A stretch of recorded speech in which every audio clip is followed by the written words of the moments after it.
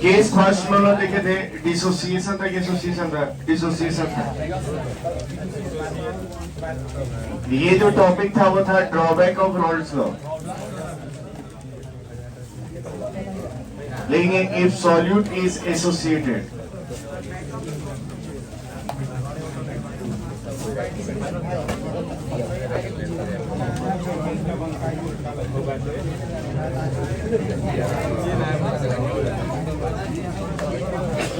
सबसे last page, सबसे last page पर चिंता मत करो, खाली कर देगा तो तुम्हें रुक जाओ। सबसे लास्ट में 2 मिनट बैठा है सर।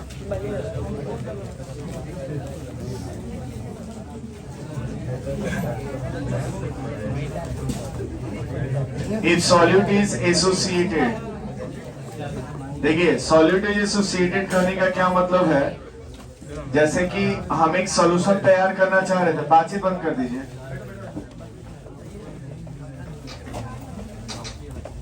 रिस्पॉन्स करना है, सुनिएगा सब लोग।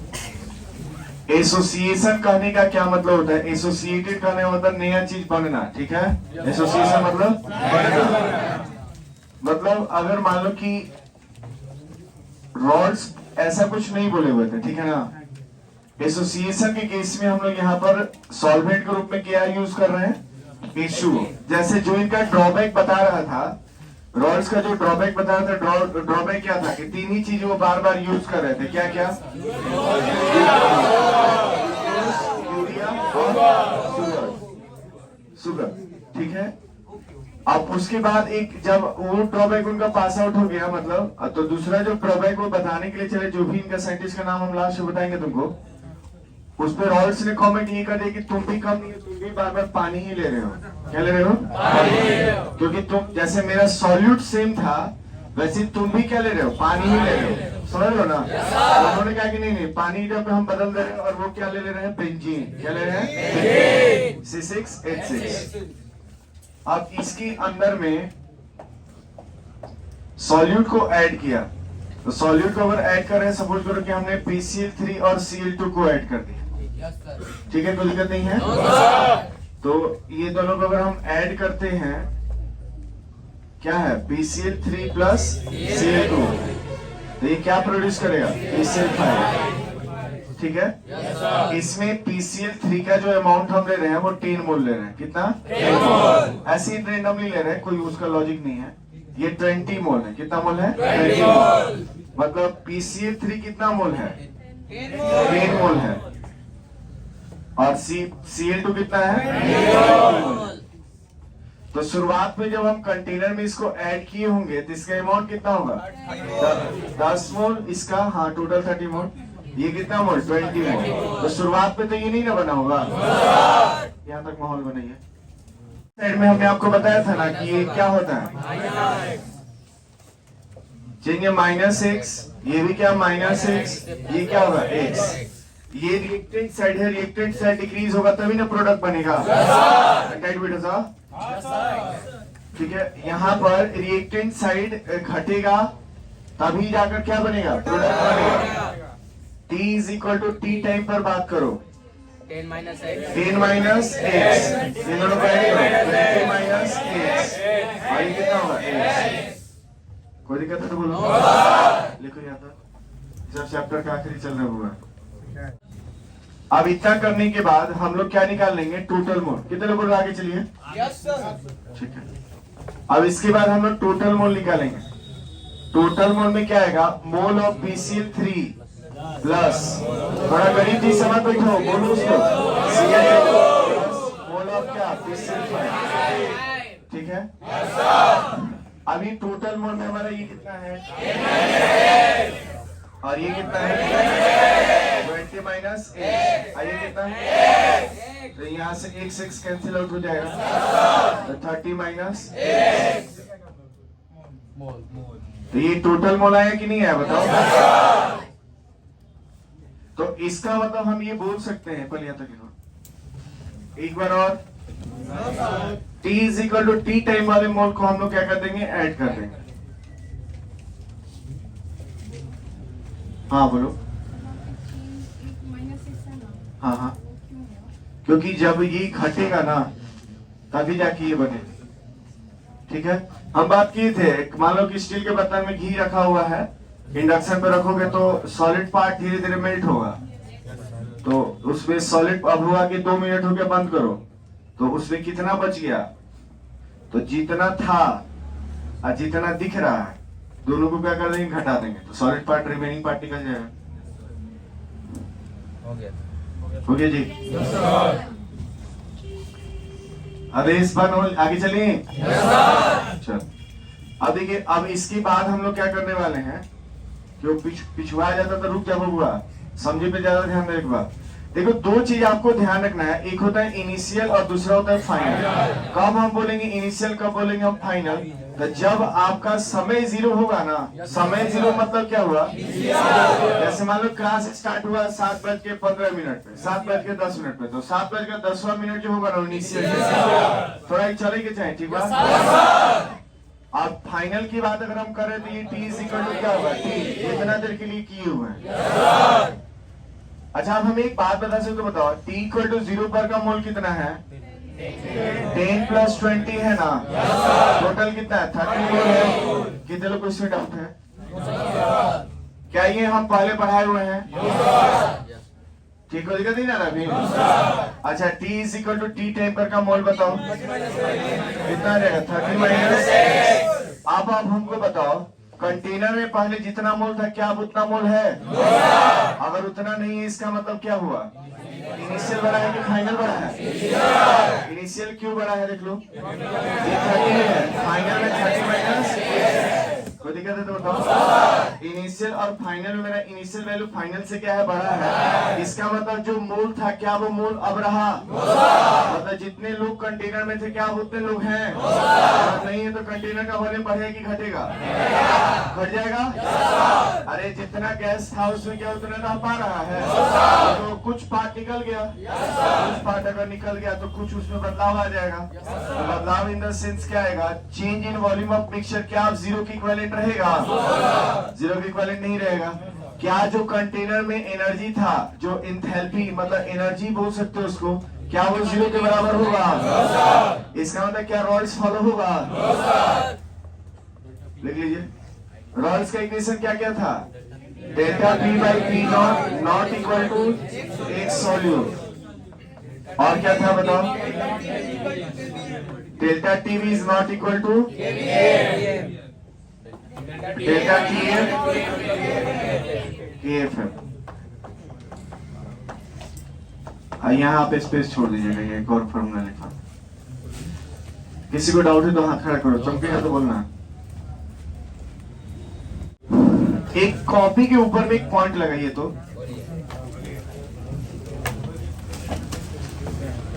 जब बेंजीन सॉल्वेंट होता है, बहुत मतलब 1 करोड़ के पॉइंट में हुआ है, एकदम ध्यान से लिख लो समझते हुए। क्या लिखे हैं अभी, हाँ, जब बेंजीन के ब्रैकेट में लिखिएगा C6H6, जब बेंजीन सॉल्वेंट होता है, जब बेंजीन सॉल्वेंट होता है तब ऑड नंबर ऑफ इलेक्ट्रॉन, तब odd number of electron containing molecule, odd number of containing molecule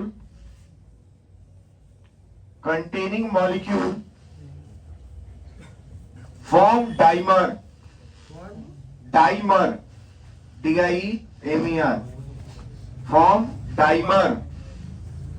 form dimer।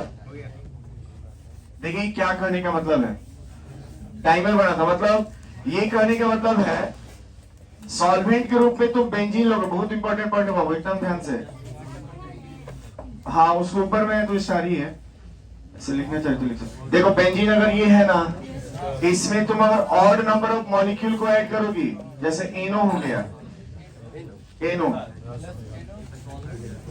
ठीक है, सॉल्वेंट के इस सभी के नाम मुझे इतने फ्लो में वालों इन्हें सामने देखा, देखिए क्या है, ये बेंजीन है, क्या है, ये क्या है, इसमें कंटेनिंग इलेक्ट्रॉन जो होगा, ऑड कंटेनिंग इलेक्ट्रॉन, उसको जब हम इसके अंदर में ऐड करेंगे तो ये जो है ना डाइमराइज्ड हो जाएगा। क्या बन जाएगा? देखिए ये ऑड क्यों बोला जा रहा है? NO है ना, इसे कौन कौन से एटम है? N है और क्या है? ऑक्सीजन। ये 7 उसका एटॉमिक नंबर है, ये एटॉमिक नंबर 8 है। ठीक है, जितना एटॉमिक नंबर है उतना इलेक्ट्रॉन है। कितना इलेक्ट्रॉन है? 7 इलेक्ट्रॉन। यहाँ कितना इलेक्ट्रॉन? इसमें डाउट है तो हाथ खड़ा करो। ये देखो, चल एक बार और देखो, NO है, ध्यान सुनिएगा, NO है, इसे नाइट्रोजन का एटॉमिक नंबर कितना? 7। और यहाँ पर एटॉमिक नंबर कितना है? 8। तो इसमें 7 है तो कितना इलेक्ट्रॉन? 7। यहाँ कितना है? 8। इन दोनों को अगर तुम ऐड करते हो तो क्या लिखते हो? 15 इलेक्ट्रॉन। और इलेक्ट्रॉन मॉलिक्यूल हुआ कि नहीं हुआ? सपोज करो कि हमारे पास एक और कंपाउंड ले लेते हैं, NO2। सर कुछ और एग्जांपल में तो लोग NO2 लगा देना। इसे नाइट्रोजन का एटॉमिक नंबर कितना है? ऑक्सीजन का 8 है। ठीक है, तो इससे कितना इलेक्ट्रॉन? 7 इलेक्ट्रॉन। इससे कितना इलेक्ट्रॉन? 8 इलेक्ट्रॉन। लेकिन यहाँ 2 से गुना करेंगे तो 16 इलेक्ट्रॉन। यहाँ 1 से करेंगे तो कितना इलेक्ट्रॉन? 7 इलेक्ट्रॉन। यहाँ 2 से क्यों गुना किए हैं? 2 ऑक्सीजन। इन दोनों को ऐड करो, कितना है? इन दोनों को ऐड किया तो कितना है? 23। ध्यान रखेंगे इस बात का, जब बेंजीन सॉल्वेंट होता है तो जब ऑड इलेक्ट्रॉन कंटेनिंग मॉलिक्यूल को डालते हैं तो डाइमराइज हो जाता है। डाइमराइज कहने का मतलब क्या है कि NO को जब हम C6H6 के अंदर डिसॉल्व करते हैं तो ये N2O2 में कन्वर्ट हो जाता है। ठीक है, कैसे कन्वर्ट हो जाएगा? N2O2। और नीरस नियम देखिए लोग, हाँ, डाइमराइज मतलब डबल होना, 1 से 2 होना। डाइमराइज क्या है? 1 से 2 होना डाइमराइज। जैसे देखो बाबू, NO2 है, इसको जब हम C6H6 में डालेंगे ना तो क्या हो जाएगा? N2O4। सर नहीं समझ? अरे यार, हम ही कहे फेविकॉल को, अगर मान लो कि हम कोई भी ऐसा ले रहे हैं जो गोंद ले रहे हैं जिसको चिपकाने में काम आता है, ठीक है, तो मान लो कि हम फेविक्विक लिए हैं तो हम क्या करेंगे? 2 अपने एक उंगली में यहाँ पर गिरा दिए और इसको ऐसे दबा दिए। आप बोले कि देखो ये डाइमराइज हो गया, तो पूछेगा कैसे डाइमराइज करें? हाथ हटा के देखो हटेगा कि नहीं हटेगा? तो सर हटते नहीं क्या, सट गए। समझ रहे कि नहीं समझ रहे? ये डाइमराइज होना क्या होना? चीजों का जस्ट डबल होना मतलब क्या होना? अरे अरे ए बाबू, अभी क्या बोले हैं? तुम्हें से पूछ रहे हैं। हाँ, डाइमराइज का मतलब क्या है? क्या होना? डबल होना। क्लास में बैठे लोग, डाइमराइज का मतलब डबल होना। कोई दिक्कत नहीं है? कैसे लिखेगा? कैसे लिखोगे लोग?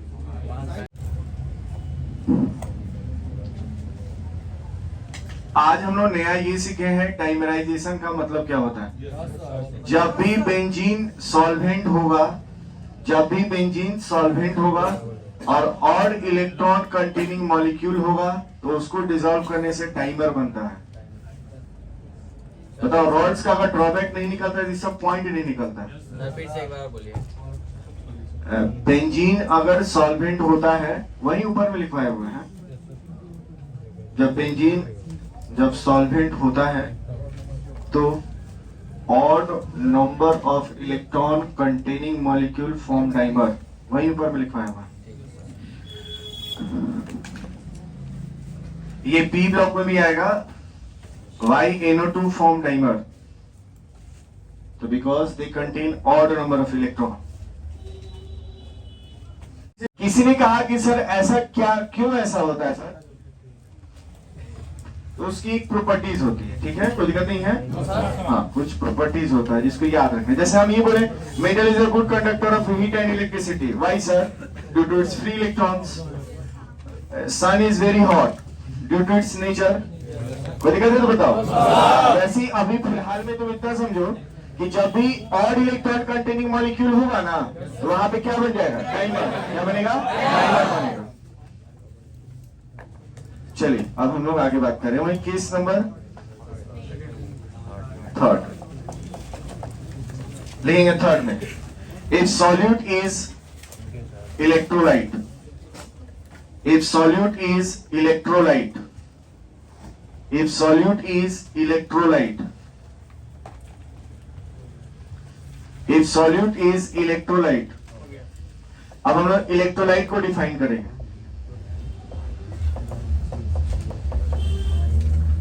If solute is electrolyte, मतलब उन्होंने क्या किया ना कि अब उसमें कुछ अलग ही टाइप का चीज डालने लगे। वो क्या डाले थे थोड़ी देर बाद बताएंगे, पहले हम लोग समझ लेंगे कि इलेक्ट्रोलाइट के रूप में क्या क्या यूज होता है। ठीक है, इलेक्ट्रोलाइट बोलते किसको है, कोई दिक्कत है तो बताइएगा। लिखेंगे पहला पॉइंट, बोले लिखेंगे those molecule which produce cation as well as anion,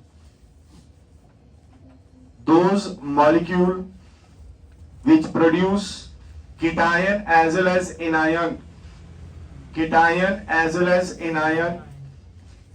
then that molecule we called electrolyte. That molecule we called electrolyte. ठीक है। फॉर एग्जाम्पल देखिए, हम लोगों को ये बात पता है कि इलेक्ट्रोलाइट को जो डिफाइन करते हैं हम लोग दो बेसिस पे करते हैं। एक तो हमारा है एसिड, कौन है एसिड है, और दूसरा है बेस, कौन है बेस। साथ में देखो क्या है बेस। एसिड में हमारा दो तरीके का एसिड आता है। अरे यार जब कहल जाता है कि साला यही जरूरी है तो थोड़ा रिस्पॉन्स किया करो यार, पूछ रही है। ठीक है, हमारे पास एक हमारा एसिड में दो आएगा, एक आएगा स्ट्रॉन्ग एसिड और दूसरा वीक एसिड। कोई दिक्कत है तो बताओ। और वीक पे हमारा इसमें दो आएगा, स्ट्रॉन्ग बेस और वीक बेस। कोई दिक्कत है तो बताओ। आप देखो पहले यहाँ तक नीचे में जगह बनाना, नीचे हाँ E for electrolyte for example में जाएगा ऐसा, नीचे जगह छोड़ना है। हाँ अभी नीचे जाएगा इधर में कुछ इसमें लिखना है ब्रदर। इलेक्ट्रोलाइट में आपका स्ट्रॉन्ग एसिड हो सकता है, वीक एसिड हो सकता है, स्ट्रॉन्ग बेस हो सकता है, वीक बेस हो सकता है, और भी कुछ हो सकता है। अभी करा रहे बोले अब इतना करो। स्ट्रॉन्ग एसिड, स्ट्रॉन्ग एसिड ये क्या है? अच्छा एक बात बताओ हमको, एसिड बेस से रिएक्ट करता तो क्या बनाता? सॉल्ट करते हैं ना। तो देखिए ये है स्ट्रॉन्ग एसिड, ये है स्ट्रॉन्ग बेस। ठीक है, तो यहाँ नॉर्मल बनेगा सॉल्ट, जिसको बोलते हैं न्यूट्रल सॉल्ट। क्या बोलेंगे? ये लाइन समझ रहे हैं आप लोग? अब अगर मान लो हम स्ट्रॉन्ग एसिड को वीक बेस से, ध्यान रखा कहाँ मेरे मारता है, तो यहाँ भी सॉल्ट बनेगा ना, लेकिन इसमें प्रोबेबिलिटी किसका ज्यादा है? किसका? कुछ होने के फायदा बबुआ, ये ध्यान रह जाना तो सब जीवन चौपट हो जाएगी। ये क्या है? Strong acid. अरे हाथ ही चलो किया तेन बोल कस के, अरे मैं टहनी के फायदा हमारी के फायदा। ये क्या है? Strong acid. ये वाला क्या है? प्रोबेबिलिटी किसका ज्यादा है? एसिड का। किसका? और ये वाला क्या है? बेस। तो इसको हम लोग क्या बोलेंगे? Acidic salt. Acidic salt. कितने लोग को डाउट हो रहा है? बड़ी कठिन है। अगला देखो, अगर हम मान लो कि वीक एसिड को स्ट्रॉन्ग बेस से रिएक्ट कराते हैं, आप देखो किसी यहाँ पे डाउट होता है, जैसे नहीं पूछ रहे कुछ लोग, ये एसिडिक क्यों पड़ा? क्योंकि स्ट्रॉन्ग एसिड ताकतवर कौन है? एसिड। तो प्रभाव किसका ज्यादा रहेगा? इन दोनों में ताकतवर कौन है? प्रभाव किसका ज्यादा रहेगा? Basic salt. कोई दिक्कत नहीं है। और हमारा लास्ट जो बच गया वो क्या है? Weak acid, weak base. कुछ नहीं होगा। अरे दो को नहीं पढ़ने वाला बच्चा चल कहा कि चल फेयर बनाओ चले जाओ, चलो फिर बनाते हैं। तो ईयरफोन के चार्जर, ईयरबड के चार्जर लेके साथ जी सर। तो पेज गाने बदलत बदलत लेके आप पता चले कि फेरे ना भाई सही बात को। चलो चलो कंटिन्यू, हमको बात करें। वो न्यूट्रल सॉल्ट बनेगा, NaCl है। अब डिपेंड करता है किस चीज से बनाया जा रहा है, ठीक है। सॉल्ट मीन्स NaCl नहीं होता है, सॉल्ट मीन्स बहुत सारा चीज हो सकता है। नहीं जरूरी नहीं हो, हम लोग आयोडीन भी उसमें मिक्सअप रहता है, हम लोग उसका मिक्सचर करते हैं। क्या बोलो ना, ये वक्त दोबारा नहीं आएगा दोस्त। और दुनिया में जिस चीज को दोबारा किया जा सकता है उसके पीछे भागने की कोई जरूरत नहीं है। कितने तरीके के हो सकते हैं? तो दो तरीके के, स्ट्रॉन्ग और वीक। दिक्कत नहीं है। एक हॉल्टस रॉड ले लो, एक ये वीक एसिड पहचानने का तरीका है ऑल ऑर्गेनिक एसिड। लिख लो तो, ये सब हम पढ़ाएंगे आपको इलेक्ट्रोकेमिस्ट्री में। वीक वाले में साइड का एक लिख लो, all organic acid. All organic acid मतलब वही कार्बोक्सिलिक एसिड है, ठीक है। जगह तुम्हारे ब्रैकेट में ले लो तो कार्बोक्सिलिक एसिड। फिर से बोल दे रहे, वीक एसिड में आप लिख लेना ऑल ऑर्गेनिक एसिड।